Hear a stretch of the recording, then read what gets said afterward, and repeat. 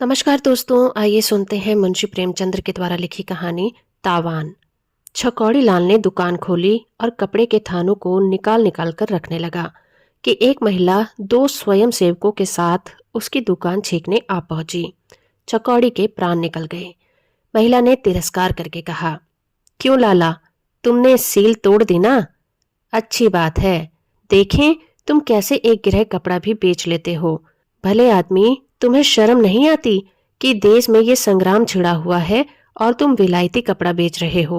डूब मरना चाहिए। औरतें तक घर से निकल पड़ी हैं, फिर भी तुम्हें लज्जा नहीं आती। तुम जैसे कायर देश में ना होते तो उसकी ये अधोगति ना होती। छकौड़ी ने वास्तव में कल कांग्रेस की सील तोड़ डाली थी।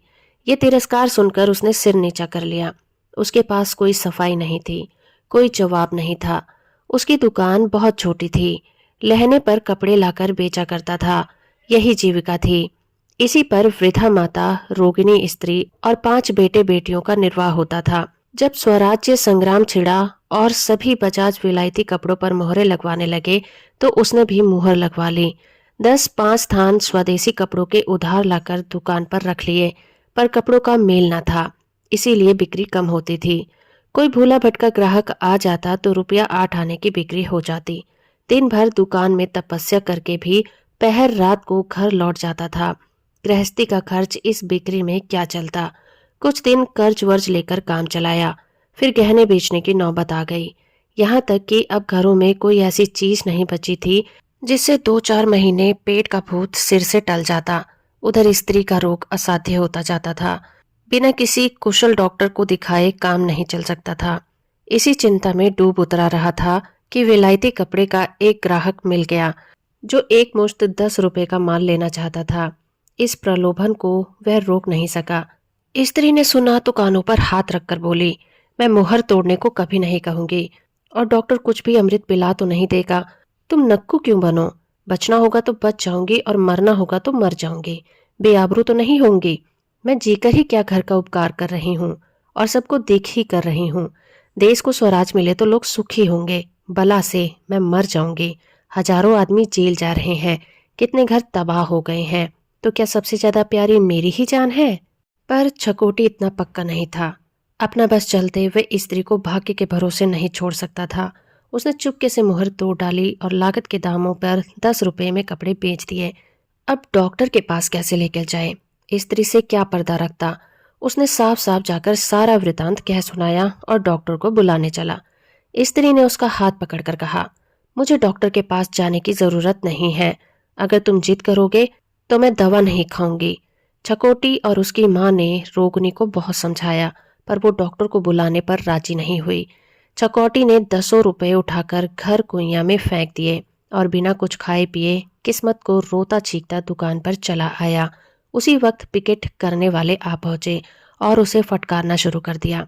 पड़ोस के दुकानदार ने कांग्रेस कमेटी में जाकर चुगली खाई थी।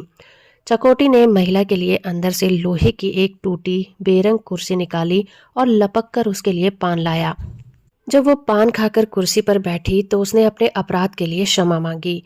बोला, बहन जी, बेशक मुझसे यह अपराध हुआ है, लेकिन मैंने मजबूर होकर मुहर तोड़ी है। आपकी मुझे माफ कर दीजिए, फिर ऐसी खता ना होगी। देश सेविका ने थानेदारों के रोब के साथ कहा, यूं अपराध क्षमा नहीं हो सकता, तुम्हें इसका तवान देना पड़ेगा। तुमने कांग्रेस के साथ विश्वासघात किया है और इसका तुम्हें दंड भी मिलेगा। आज ही बाइकआउट कमेटी में तुम्हारा मामला पेश होगा। छकोटी बहुत ही विनीत और बहुत ही सहिष्णु था, लेकिन चिंता अग्नि में तपकर उसका हृदय उस दशा में पहुंच गया था जब एक चोट भी चिंगारी पैदा करती है। वो तिनक कर बोला, तवान तो मैं ना दे सकता हूँ और ना ही दूंगा। हाँ, दुकान भले ही बंद कर दूं, और दुकान भी क्यों बंद करूं? अपना माल है, जिस जगह चाहे बेच सकता हूँ। अभी जाकर थाने में लिखा दूं तो बाइकआउट कमेटी को भगाने की राह न मिले। जितना भी दबता हूँ उतना ही आप लोग दबाती हैं। महिला ने सत्याग्रह शक्ति के प्रदर्शन का अवसर पाकर कहा, हाँ जरूर पुलिस में रपट करो। मैं तो चाहती हूँ तुम रपट करो। तुम उन लोगों को ये धमकी दे रहे हो जो तुम्हारे लिए अपने प्राणों को दांव पर लगाकर बैठे हैं। तुम इतने स्वार्थी हो कि अपने स्वार्थ के लिए देश का अनहित करते हुए लज्जा नहीं करते। उस पर मुझे पुलिस की धमकी देते हो। बाइकआउट कमेटी जाए या रहे, पर तुम्हें तवान देना पड़ेगा, अन्यथा दुकान बंद करनी पड़ेगी। ये कहते कहते महिला का चेहरा गर्व से तेजवान हो गया। कई आदमी जमा हो गए और सब के सब छकोटी को बुरा भला कहने लगे। छकोटी को भी मालूम हो गया कि पुलिस की धमकी देकर उसने बड़ा ही अविवेक किया है। लज्जा और अपमान से उसकी गर्दन झुक गई और मुंह जरा सा निकल आया। फिर उसने गर्दन नहीं उठाई। सारा दिन गुजर गया और धोले की बिक्री ना हुई। आखिर हार कर उसने दुकान बंद कर दी और घर को चला गया। दूसरे दिन प्रातःकाल बाइकआउट कमेटी ने एक स्वयं सेवक द्वारा उसे सूचना दे दी कि कमेटी ने उसे 101 रुपए का दंड दिया है।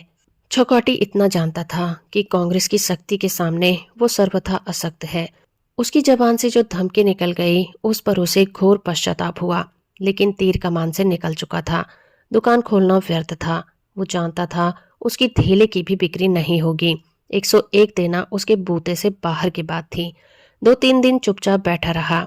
एक दिन रात को दुकान खोलकर सारी गांठें घर उठा लाया और चुपके चुपके बेचने लगा। पैसे की चीज धेले में लुटा रहा था, और वह भी उधार। जीने के लिए कुछ आधार तो चाहिए ही, मगर उसकी ये चाल भी कांग्रेस से छिपी न रही। चौथे ही दिन गोइंदों ने कांग्रेस को खबर कर दी। उसी दिन तीसरे पहर छकोटी के घर की पिकेटिंग शुरू हो गई। अब की सिर्फ पिकेटिंग शुरू ना थी, स्यापा भी था। 5-6 स्वयं सेविकाएं और इतने ही स्वयं सेवक द्वार पर स्यापा करने लगे। छकोटी आंगन में सिर झुकाए खड़ा था। कुछ अकल काम न करती थी। इस विपत्ति को कैसे टाले। रोगिणी स्त्री साइबान में लेटी हुई थी। वृद्धा माता उसके सिरहाने बैठी पंखा झल रही थी और बच्चे बाहर स्यापे का आनंद उठा रहे थे। स्त्री ने कहा, इन सब से पूछते नहीं, खाएं क्या? छकोटी बोला, किससे पूछूं? कोई सुने तो ना। जाकर कांग्रेस वालों से कहो हमारे लिए कुछ इंतजाम कर दें। हम अभी कपड़े को जला देंगे। ज्यादा नहीं, 25 रुपए महीना दे दें। वहां भी कोई ना सुनेगा। तुम जाओगे भी या यहीं से कानून बघाड़ते रहोगे? क्या जाऊं, उल्टे लोग और हंसी उड़ाएंगे। यहाँ तो जिसने दुकान खोली उसे दुनिया लखपति ही समझने लगती है, तो खड़े खड़े गालियां सुनते रहोगे। तुम्हारे कहने से चला जाऊं? मगर वहां ठिठोली के सिवा और कुछ ना होगा। हाँ, मेरे कहने से जाओ। अब कोई ना सुनेगा तो हम भी कोई और राह निकालेंगे। छकोटी ने मुंह लटकाए कुर्ता पहना और इस तरह कांग्रेस दफ्तर चला गया, जैसे कोई मरणासन रोगी को देखने के लिए वैद्य को बुलाने जाता है। कांग्रेस कमेटी के प्रधान ने परिचय के बाद पूछा, तुम्हारे ही ऊपर तो बाइकआउट कमेटी ने 101 का तवान लगाया है? जी हाँ। तो रुपया कब दोगे? मुझे तवान देने का सामर्थ्य नहीं है। आपसे मैं सत्य कहता हूँ, मेरे घर में 2 दिन से चूल्हा भी नहीं चला। घर की जो जमा जथा थी सब बेचकर खा गए और आपने तवान लगा दिया। दुकान बंद करनी पड़ी। घर पर कुछ माल बेचने लगा तो वहां भी स्यापा बैठ गया। अगर आपकी यही इच्छा हो कि हम सब दाने बगैर मर जाएं तो मार दीजिए, और मुझे कुछ नहीं कहना है। छकोटी जो बात कहने घर से चला था वह उसके मुंह से न निकली। उसने देख लिया कि यहाँ कोई उस पर विचार करने वाला नहीं है। प्रधान जी ने गंभीर भाव से कहा, तवान तो देना ही पड़ेगा। अगर तुम्हें छोड़ दूं तो इसी तरह और लोग भी करेंगे। फिर विलायती कपड़े की रोकथाम कैसे होगी? मैं आपसे जो कह रहा हूँ उस पर आपको विश्वास नहीं आता। मैं जानता हूँ तुम मालदार आदमी हो। मेरे घर की तलाशी ले लीजिए, मैं इन चकमों में नहीं आता। छकोटी ने उद्दंड होकर कहा, तो यह कहिए कि आप देश सेवा नहीं कर रहे हैं, गरीबों का खून चूस रहे हैं। पुलिस वाले कानूनी पहलू से लेते हैं, आप गैर कानूनी पहलू से लेते हैं। नतीजा एक ही है, आप भी अपमान करते हैं और वो भी अपमान करते हैं। मैं कसम खा रहा हूँ कि मेरे घर में खाने के लिए दाना भी नहीं है। मेरी स्त्री खाट पर पड़ी पड़ी मर रही है, फिर भी आपको विश्वास नहीं आता। आप मुझे कांग्रेस का काम करने के लिए नौकर रख लीजिए, 25 रुपए महीना दे दीजिए। इससे ज्यादा अपनी गरीबी का और क्या प्रमाण दूं? अगर मेरा काम संतोष के लायक ना हो तो 1 महीने के बाद मुझे निकाल देना। ये समझ लीजिए कि जब से मैं आपकी गुलामी करने को तैयार हुआ हूँ तो इसीलिए कि मुझे कोई दूसरा आधार नहीं है। हम व्यापारी लोग अपना बस चलते हैं, किसी की चाकरी नहीं करते। जमाना बिगड़ा हुआ है, नहीं 101 के लिए इतना हाथ पांव नहीं जोड़ता। प्रधान जी हंसकर बोले, यह तो तुमने नई चाल चली। चाल नहीं चल रहा हूँ, अपनी विपत्ति की कथा कह रहा हूँ।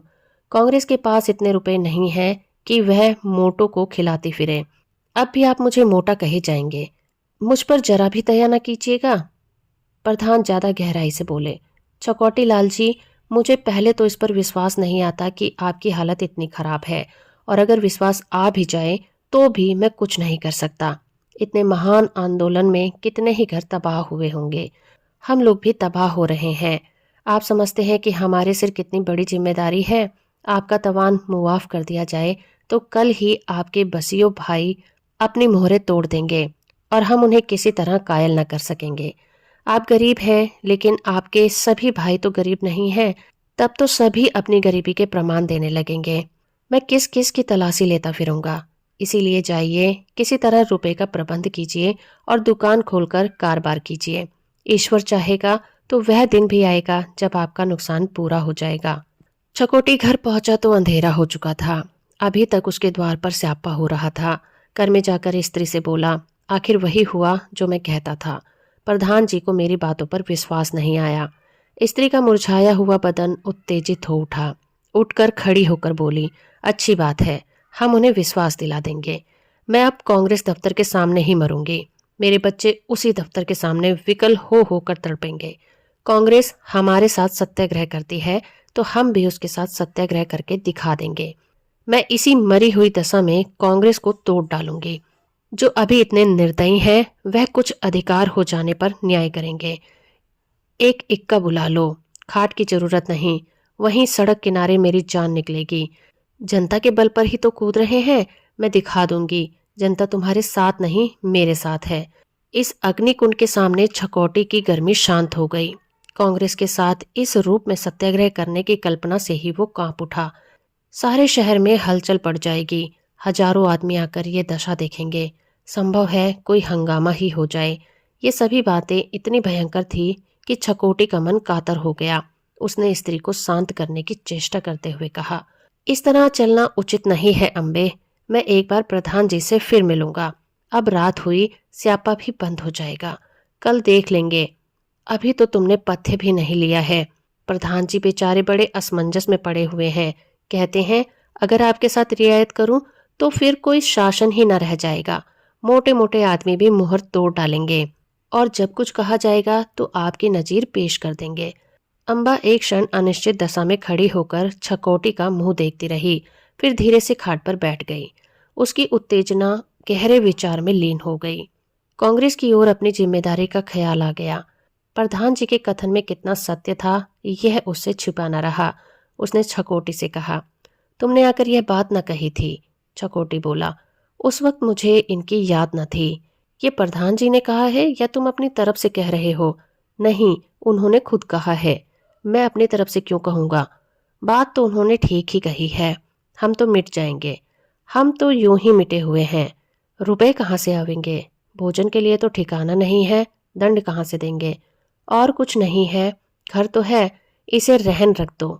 मैं अब विलायती कपड़े भूल कर भी नहीं बेचूंगा। सड़ जाएं, कोई परवाह नहीं। तुमने सील तोड़कर ये आफत सिर ली है। मेरी दवा दारू की चिंता न करो। ईश्वर की जो इच्छा होगी वो हो जाएगा। बाल बच्चे भूखों मरते हैं, मरने दो। देश में करोड़ों आदमी ऐसे हैं जिनकी दशा हमारी दशा से भी ज्यादा खराब है। हम ही न रहेंगे तो देश सुखी होगा। छकोटी जानता था अम्बा जो कहती है वह करके भी रहती है। कोई उज्र नहीं रखती। वह सिर झुकाए अम्बा पर झुझलाता हुआ घर से निकलकर महाजन के घर की ओर चला गया। तो दोस्तों, अभी आप सुन रहे थे मुंशी प्रेमचंद्र के द्वारा लिखी कहानी तवान। उम्मीद करती हूँ ये कहानी और मेरा प्रयास आपको अच्छा लगा होगा। वीडियो को लाइक और चैनल को सब्सक्राइब करना बिल्कुल मत भूलिएगा।